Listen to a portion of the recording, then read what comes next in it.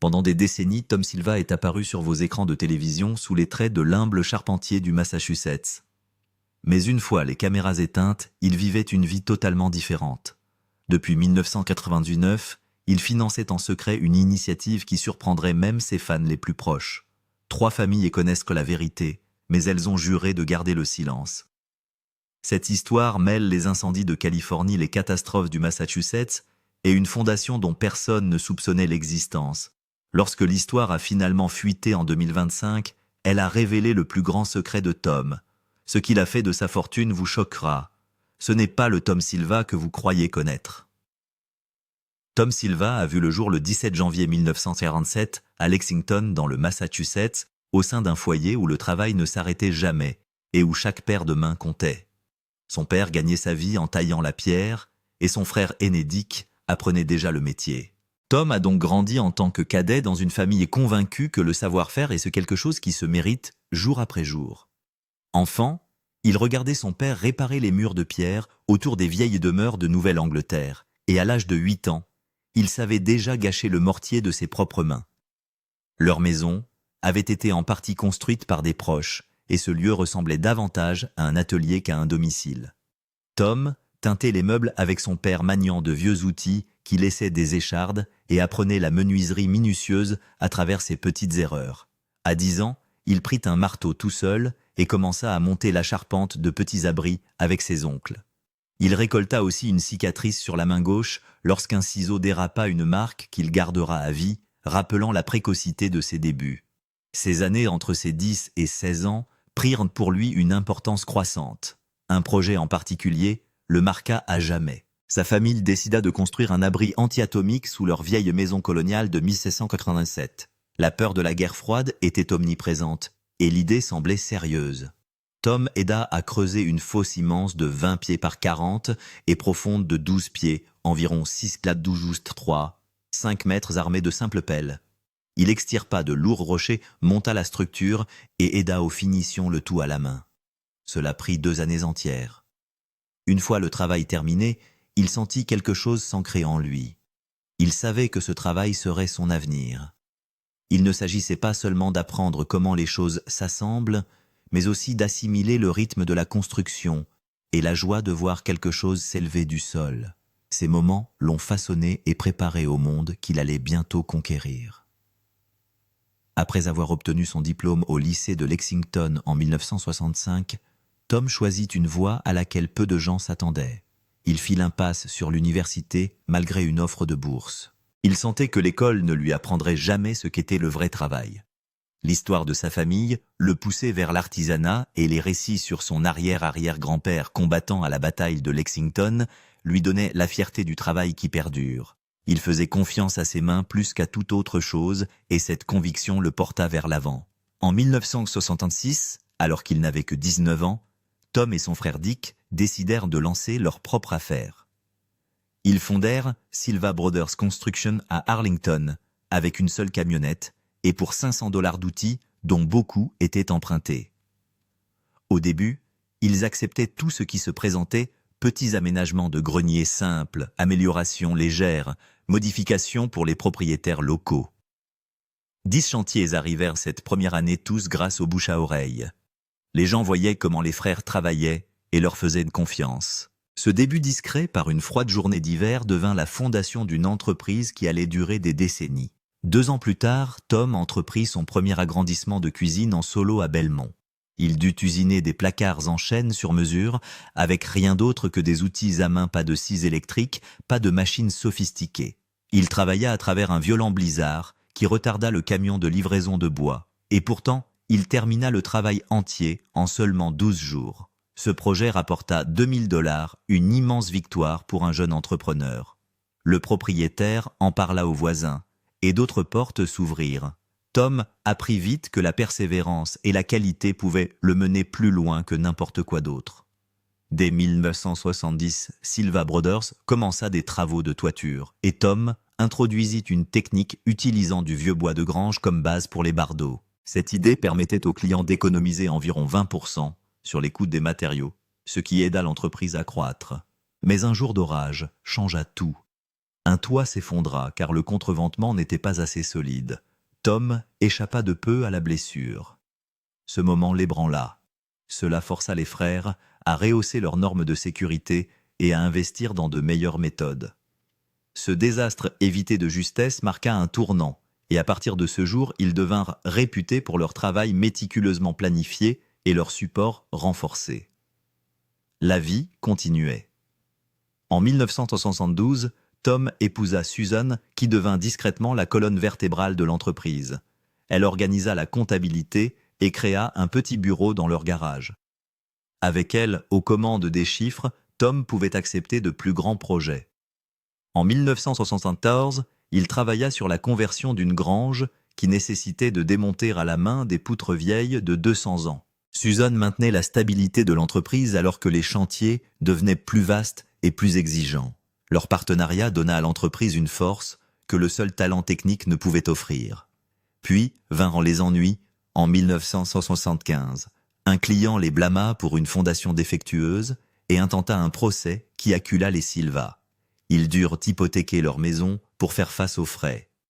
Au lieu de se battre avec des mots, Tom se rendit sur le chantier chaque soir pendant 3 mois et reconstruisit entièrement la structure lui-même. Le client, stupéfait par son effort, abandonna les poursuites et les recommanda même à d'autres. Cette histoire se répandit à travers la ville.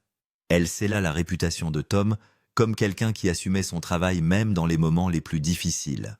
Un peu plus de 10 ans plus tard, tout changea à nouveau. En 1986, le producteur Russell Morash de l'émission This Old House vit Tom lors d'un salon professionnel en train de tailler des assemblages à queue d'aronde. Tom expliqua la technique d'une manière simple et claire qui capta l'attention de Morash. Peu après, Morash débarqua à l'improviste sur l'un des chantiers de Tom avec une équipe de tournage. Il demanda à Tom de réparer un Porsche affaissé là tout de suite. Tom termina la réparation en moins de 2 heures, travaillant avec une concentration calme pendant que les caméras tournaient. Ce test surprise lui valut d'être embauché comme entrepreneur général de l'émission. Quelques mois plus tard, il apparut à la télévision pour la première fois. Ses débuts eurent lieu dans le premier épisode de la saison 6 en mars 1986. Il reconstruisit la rampe d'un escalier victorien en utilisant du bois de châtaignier récupéré. Le travail semblait délicat, car le bois était vieux et cassant. Tom le manipula avec aisance, restaurant le style plutôt que de le remplacer. Ce qui émerveilla les gens, ce fut son honnêteté. Il admit qu'il n'avait jamais regardé la télévision avant de rejoindre l'émission. Tout ce qu'il savait provenait de vrais chantiers. Son approche simple attira les téléspectateurs et fit de lui un favori dès le début.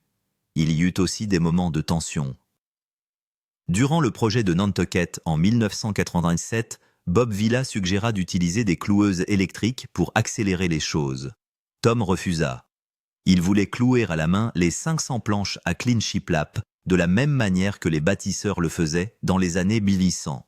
Cela ralentit le tournage d'une journée entière et agaça l'équipe. Mais Tom croyait que la vieille méthode créait une finition plus serrée. Son engagement gagna le respect et montra ce que l'émission défendait vraiment. Dès 1998, les téléspectateurs remarquèrent autre chose chez Tom. Chaque fois qu'il ponçait du bois ou travaillait sur des détails fins, il sifflotait des airs folkloriques portugais. C'était une habitude de son enfance. Ces airs l'aidaient à se concentrer et lui rappelaient d'où il venait. Les fans se prirent d'affection pour ce petit bruit de fond. C'était comme un aperçu de son monde et cela devint une part de son charme. En 1989, un moment effrayant faillit virer au drame. Pendant un tournage à Bedford, un échafaudage s'effondra alors que Tom travaillait sur le bardage extérieur. Un caméraman se tenait juste en dessous. Tom poussa l'homme hors du danger et encaissa la chute lui-même. Il se fractura le poignet droit mais refusa d'arrêter de travailler. Il continua le tournage avec son poignet attelé faisant tout ce qu'il pouvait. L'équipe ne l'oublia jamais. Cet acte montra à quel point il se souciait de son équipe et du travail.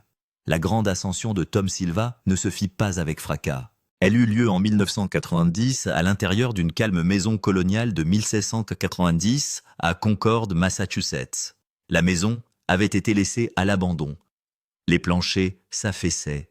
Les poutres étaient fatiguées et presque chaque coin semblait prêt à céder.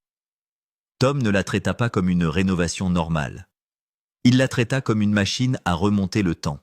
Il traqua des chevilles d'origine provenant de bois de navires récupérés. Pas parce que c'était plus facile, mais parce que c'était juste. Ensuite, il passa plus de 400 heures à tailler à la main des assemblages tenon-mortaise. Un travail lent dur pour les mains. Pourtant, chaque coupe correspondait à la méthode de construction de la fin du XVIIIe siècle. Une fois terminé, les gens purent ressentir l'authenticité de l'ouvrage. Le New York Times écrivit à ce sujet. Les sociétés de préservation en firent l'éloge. Les constructeurs, à travers le Nord-Est, commencèrent à copier son respect pour l'artisanat ancien.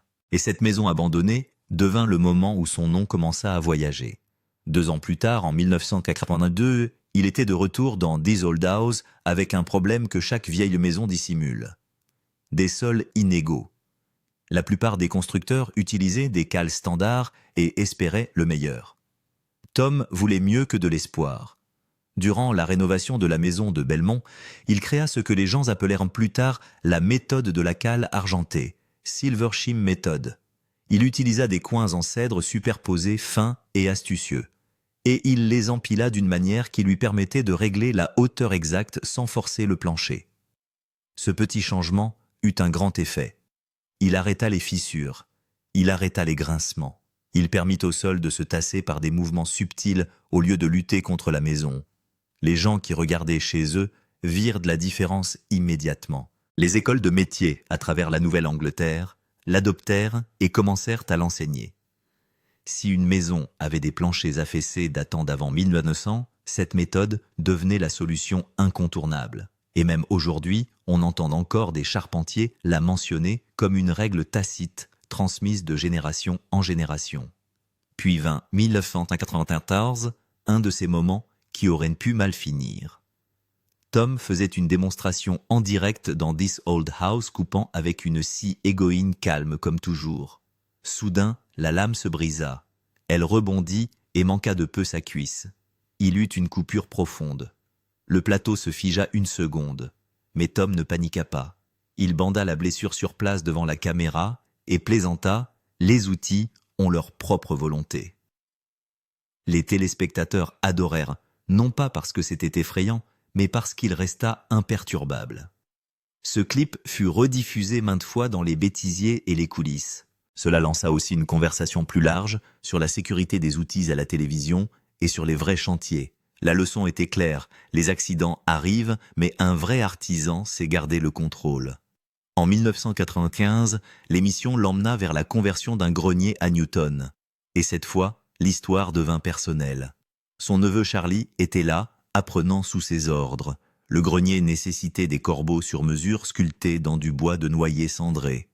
Tom croyait que ces corbeaux étaient importants pour la solidité et pour l'esthétique. Charlie s'y opposa.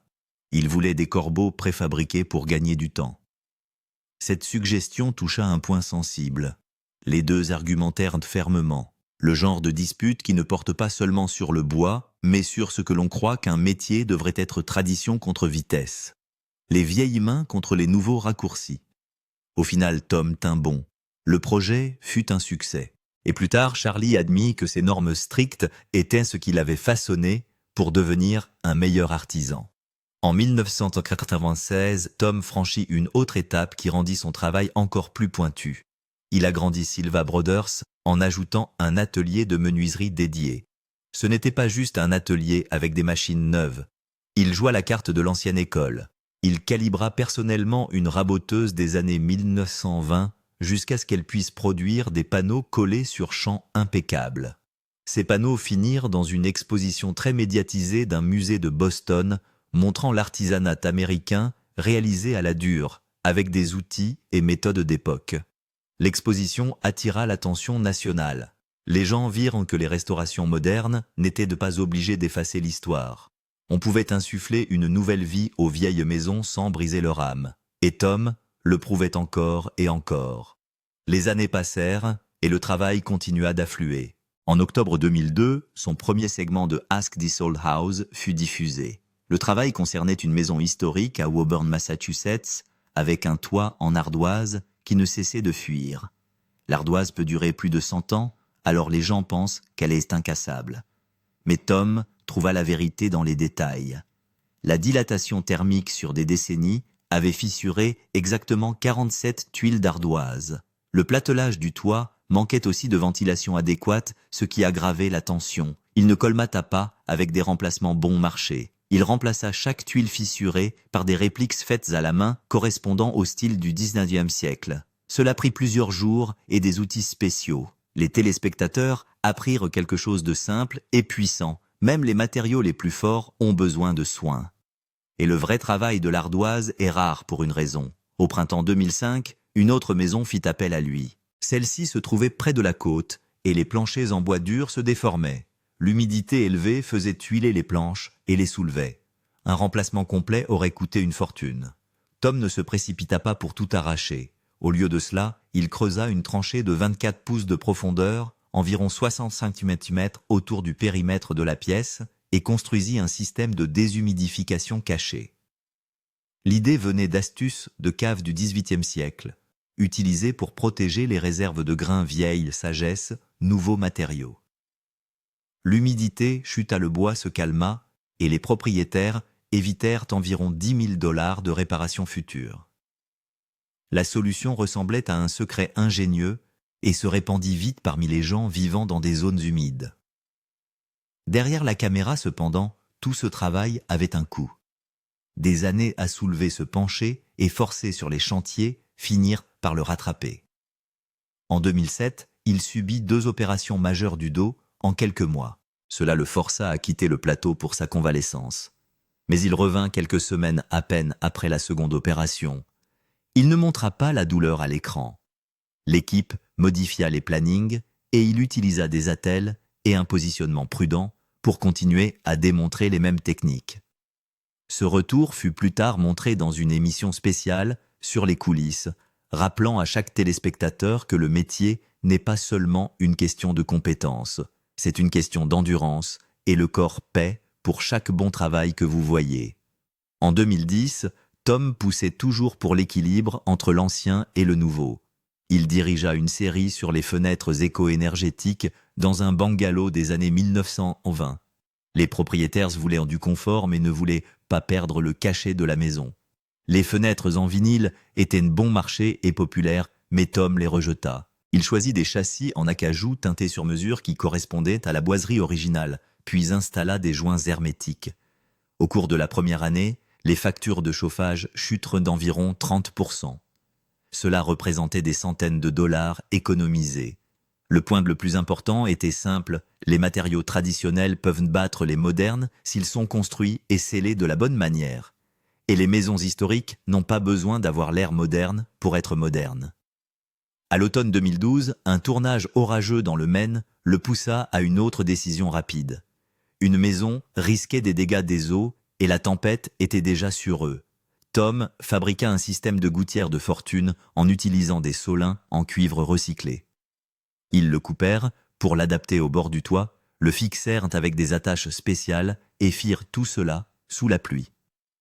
La façon dont cela fut filmé donnait l'impression d'une mission de sauvetage. Le clip devint viral parmi les bricoleurs car c'était rapide, abordable et malin.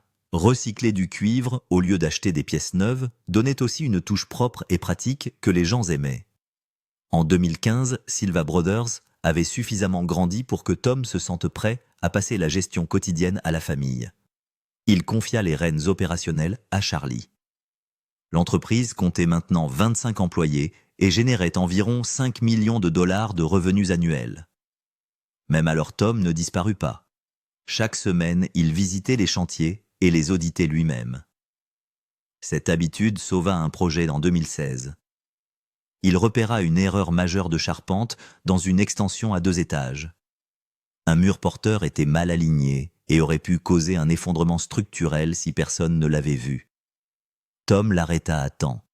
Le propriétaire fut sauvé d'un désastre à 6 chiffres et l'équipe apprit qu'aucun détail n'est trop petit si l'on veut dormir sur ses 2 oreilles.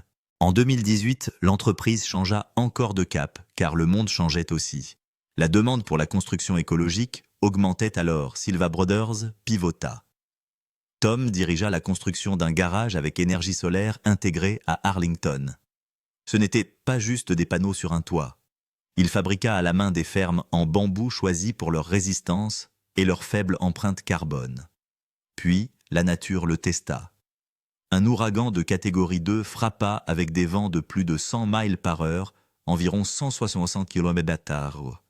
Le garage tint bon, aucun dégât majeur.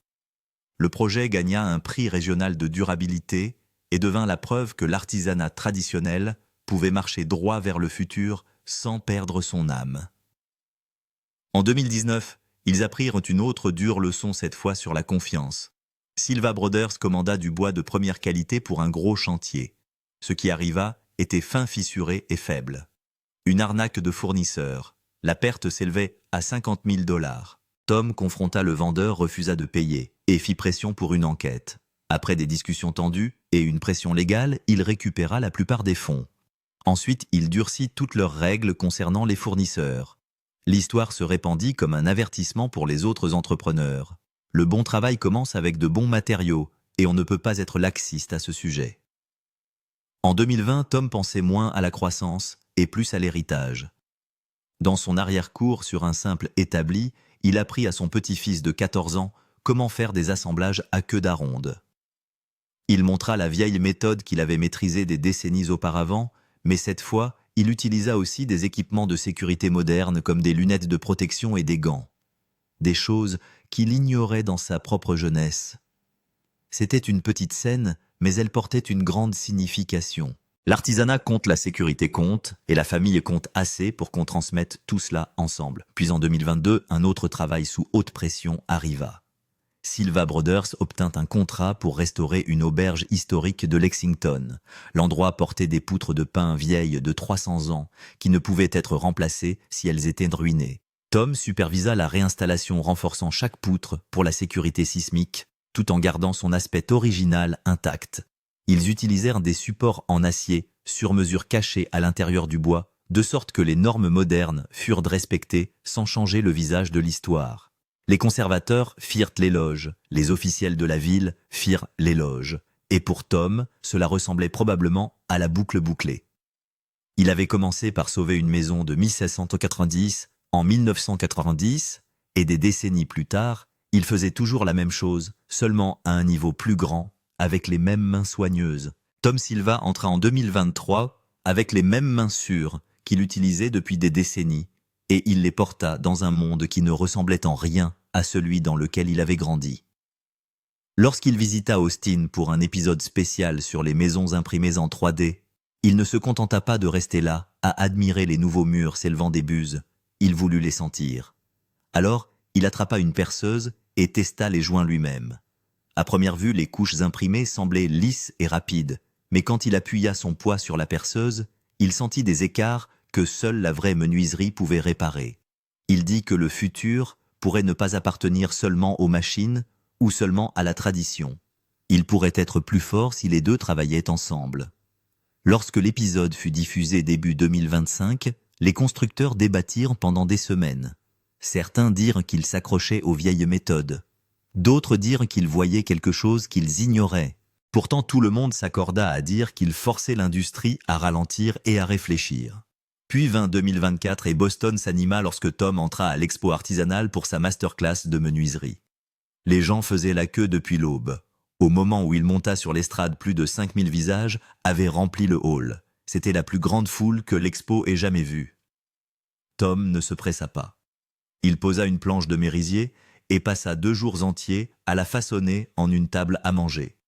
Son moment fort arriva lorsqu'il rabota à la main pendant 48 heures sur la durée du projet sans relâche.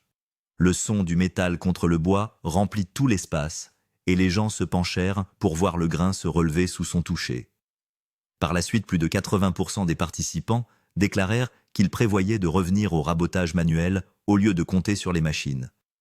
Les magasins d'outillage virent un bond de 35% dans les ventes d'outils traditionnels.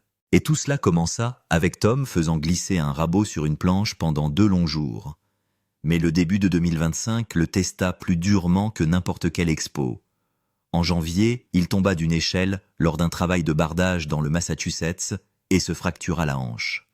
Les médecins le prévinrent que les personnes de plus de 70 ans mettent souvent des mois à se remettre sur pied. Il écouta, puis il ignora le calendrier.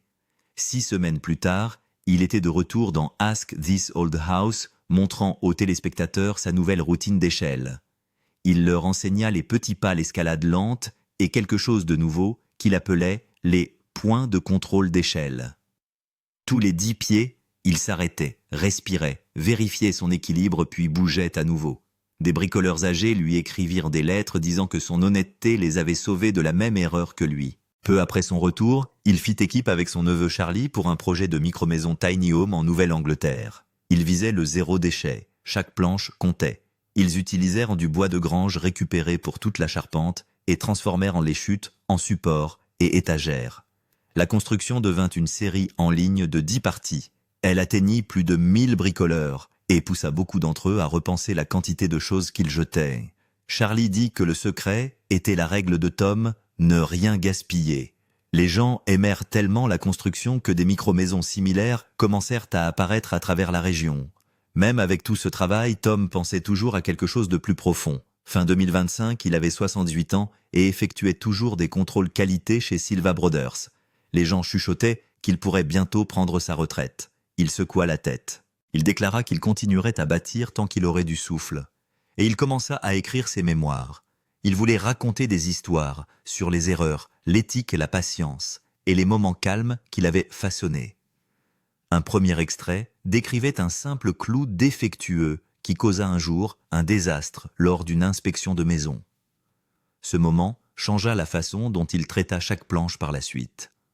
La sortie des mémoires est prévue pour 2026 et les éditeurs les qualifient déjà de lecture incontournable. Loin des projecteurs, il gardait une vie plus douce. Depuis plus de 50 ans, lui et sa femme Suzanne fréquentaient les festivals portugais du Massachusetts. Chaque mois de juin, il rejoignait le festival portugais de Provincetown qui en était à sa 78e année. En 2025, le festival se déroula du 27 au 29 juin et plus de 10 000 personnes y assistèrent. Tom sculptait des chapelets en bois, un savoir-faire que son grand-père lui avait enseigné dans les années 1170. Les organisateurs du festival lui demandaient souvent de montrer ses étapes de sculpture. Les locaux le voyaient comme une partie intégrante du festival. Chez lui, il se retirait dans son petit atelier d'Arlington, rempli d'outils des années 1950.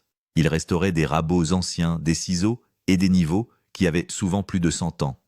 Les collectionneurs d'outils disaient que des pièces comme les siennes pouvaient se vendre pour des centaines, voire des milliers de dollars.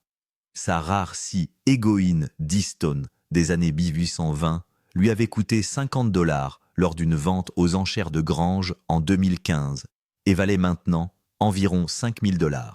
Il vendit de nombreux outils restaurés et fit don de l'argent à des bourses d'études professionnelles. Chaque outil dans son atelier avait une histoire et il ramenait chacun à la vie en utilisant des matériaux de sa propre époque. Et puis vint le secret qui surprit même ses fans les plus proches. En 2025, il avait collecté 206 vintage. C'était devenu l'une des plus grandes collections privées de scies du pays. La précieuse scie d'Easton trônait au centre brillant comme une pièce de musée. Mais caché derrière ce hobby se trouvait quelque chose d'encore plus grand. Depuis 1999, il finançait discrètement les efforts de reconstruction après incendie pour des familles en Californie et dans le Massachusetts. 3 familles ont rebâti leur maison grâce à lui. Il n'en a jamais tiré gloire. Les gens ne l'ont appris que par des témoins oculaires qui ont vu la fondation Silva Brothers intervenir sans demander de remerciements. Même sans utiliser les réseaux sociaux, son influence s'est étendue partout. Des chaînes YouTube de bricolage copiaient ses techniques et gagnaient plus de 10 millions de vues chaque année. Les gens regardaient les vieux épisodes, étudiaient ses assemblages et chassaient les scies et rabots antiques dans les salons. De nombreux outils étaient en rupture de stock à cause de lui. Les forums bourdonnaient de débats pour savoir si ces méthodes étaient toujours les meilleures. Et beaucoup de ceux qui se sont lancés dans la charpenterie ont dit que tout avait commencé en regardant Tom réparer quelque chose à la télé. En avril 2024, il monta sur un autre genre de scène. Le National Housing Hall of Fame Temple de la renommée du logement national l'intronisa et honora son parcours de 38 ans dans This Old House. Des sondages montrèrent que son travail avait inspiré plus de 50 millions de téléspectateurs à tenter des projets domestiques en toute sécurité. Il est entré dans l'histoire du logement américain Et ce n'était pas un mince honneur. Cela le plaça parmi les voies les plus fiables de la construction. Parallèlement à tout cela, il continua d'enseigner. Chaque année, il encadrait 20 apprentis à travers un atelier fondé sur la patience. Depuis 2010, plus de 250 charpentiers s'étaient formés sous ses ordres. Les données montrèrent donc qu'il faisait 15% d'erreurs d'assemblage en moins que ceux qui n'avaient pas appris son approche lente et minutieuse. Ces ateliers façonnèrent une génération qui refusait les raccourcis et valorisait la précision. Dès juillet 2025, il commença à parler d'une émission spéciale finale pour This Old House. Il dit qu'il prendrait bientôt du recul et que la spéciale serait diffusée en 2026. Elle durerait environ 90 minutes et inclurait des prises inédites, des histoires de plateau, des interviews de ses costards et des souvenirs de propriétaires dont il a reconstruit les murs. Les producteurs fouillaient à travers des milliers d'heures d'images pour trouver des moments rares,